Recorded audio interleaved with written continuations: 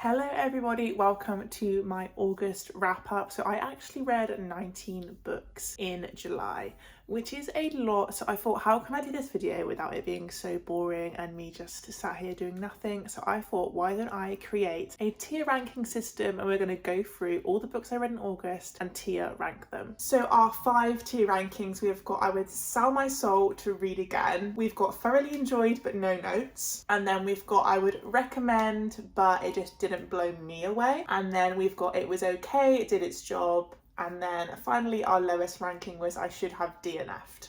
So obviously they're very different. We have 5 different levels, and I'm excited to put the books that I read into this, because as we all know, when we give some books a star rating, after a few weeks this can change. So I'm intrigued to see how I'm feeling about the books that I've read in the moment now. So starting off the month, I read A Serpent of the Wings and Night, and this was our book club's book of the month. So this was something that I kind of had to read, and I did thoroughly enjoy it. We're basically following a human girl, and she was swept away when she was younger by like the king of the vampires, and so he raised her. She grew up within his protection. However, obviously in a vampire world people do want to kill her, and the story is basically her entering this competition against all other vampire warriors, and if she wins she will be granted a gift or a wish from their god. And this book, I did enjoy it. It obviously just didn't give me those like butterflies and tingles, but I do think that it did really set it up very nicely for the next book, which I'm excited to get to.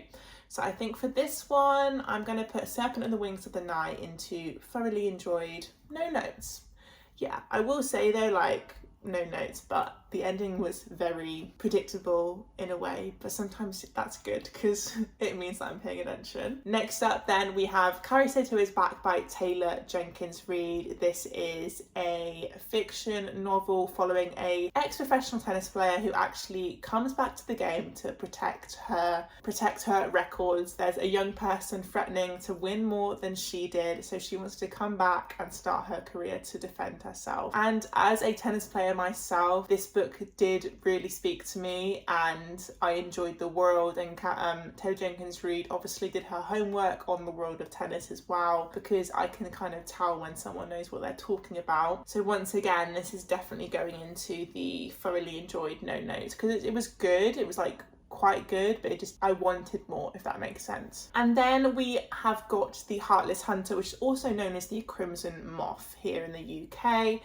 And this, if you like Powerless by Lauren Roberts, you will like this book. Similar tropes, similar worlds, except we're now hunting witches.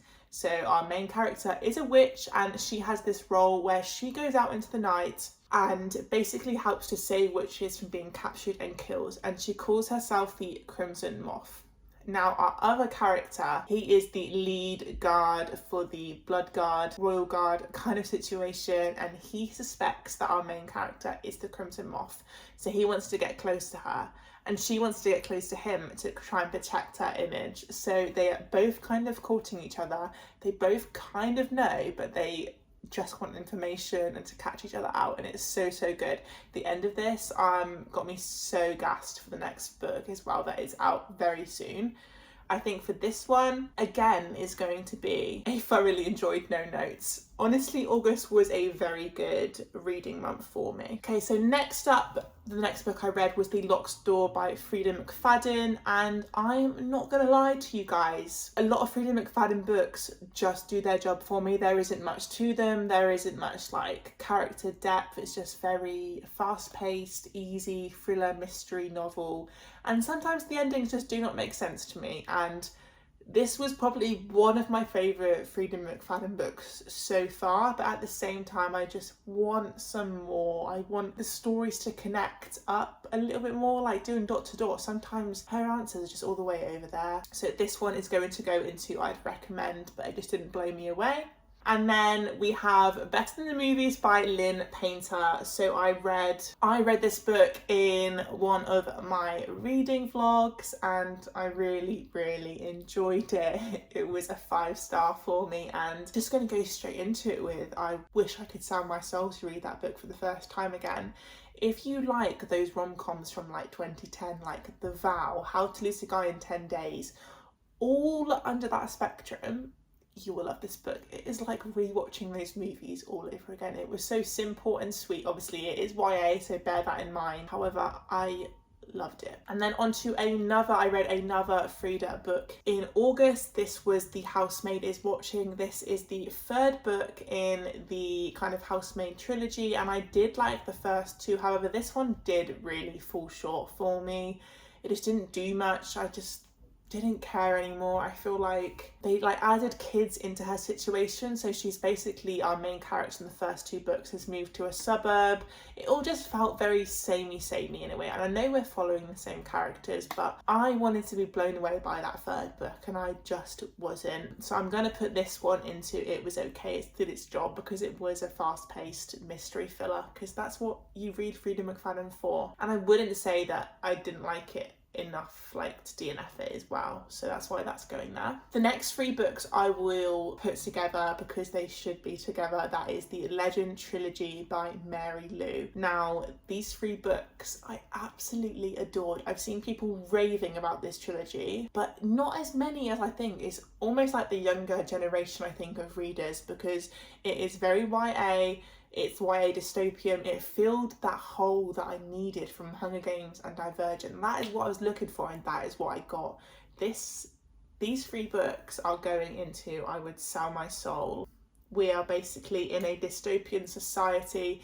We have governments lying to each other. A revolution started. If any of those things are up your street, then please pick those up. And speaking of Hunger Games, I actually read the first two books in August.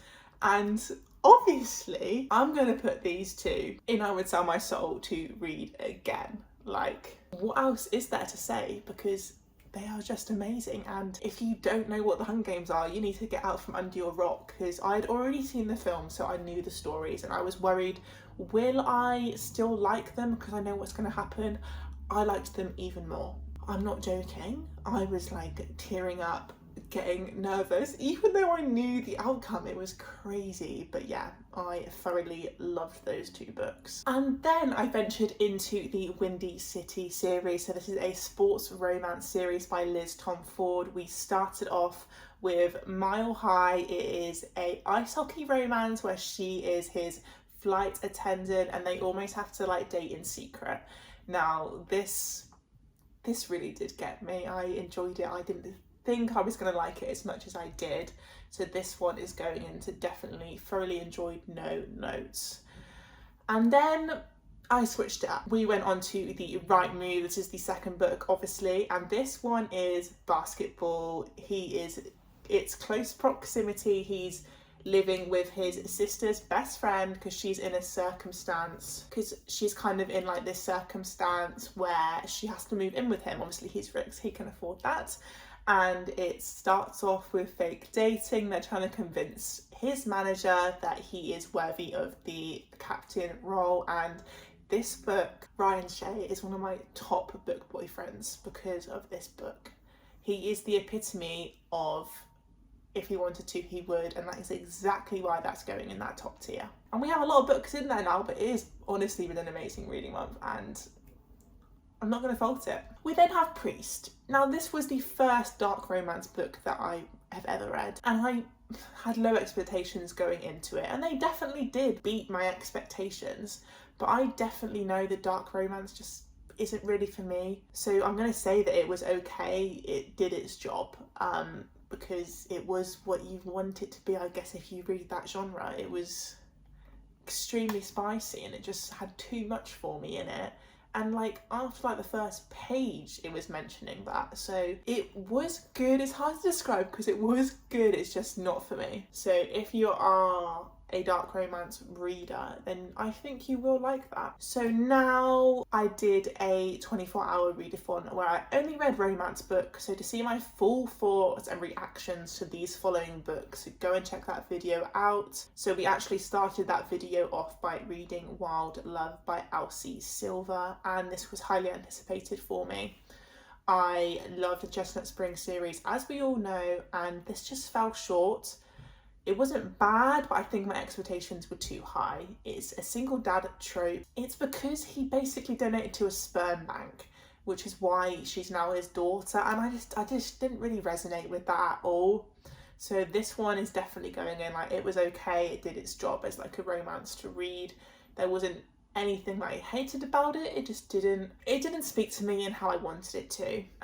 Following this, it was Keeping 13 by Chloe Walsh. Even just thinking about this book, it makes me so sad. At the start, I struggled to get into it. However, once I was like 100 pages in, I was back into the world, back with the trauma, and obviously these are some of my favourite characters of all time. I just definitely didn't enjoy it as much as Binding 13, which is why it's going into thoroughly enjoyed no notes. Now, I then picked up Out on a Limb by Hannah Bowman Young. This is a one-night stand pregnancy trope, and I seem to like these because Reckless from Chestnut Springs, this same trope, and I loved that book, and I loved this book. Beau, the main character, slay. He is so sweet. He handled everything perfectly. Like, oh, it was so good. You need to go and pick this up. And it's also super sweet because they both almost have like a disability. So she has a hand that didn't grow when she was younger, and then he has a leg prosthesis. And I feel like their stories growing up, they just really connected so well together, and it was just a really sweet story to read. And I probably don't know if I would sell my soul to read it again, but I definitely thoroughly enjoyed No Notes. We've then got Love Game. So this was another tennis themed book, however this one was very just heavily romance.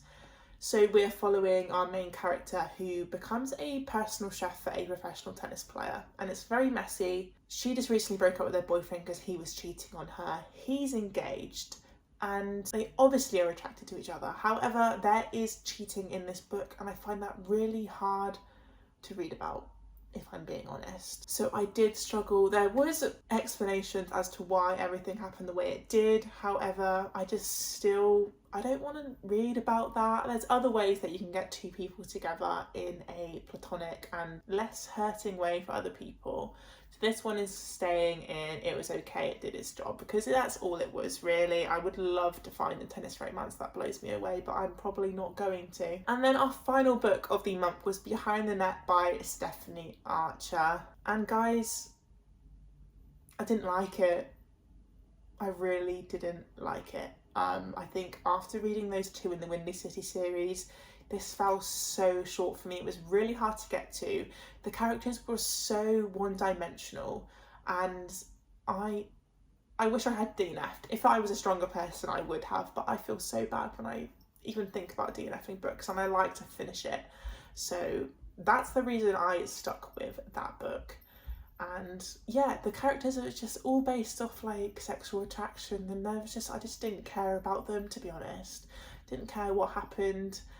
It's probably, I don't normally feel that way either. Usually I find something that I like within a book. Like with Wild Love, I was struggling, but I struggled way less than with Behind the Net. It took me way longer to read than it should have. Okay everybody, so there we have it. That was my August wrap up. I hope you enjoyed the kind of little difference that I did with the tier rankings. I thoroughly enjoyed it anyway, and it made it a lot more interesting for me. So I hope you have enjoyed this video. Please leave it a like if you did, and subscribe to stay around and see more. I'll see you in the next one.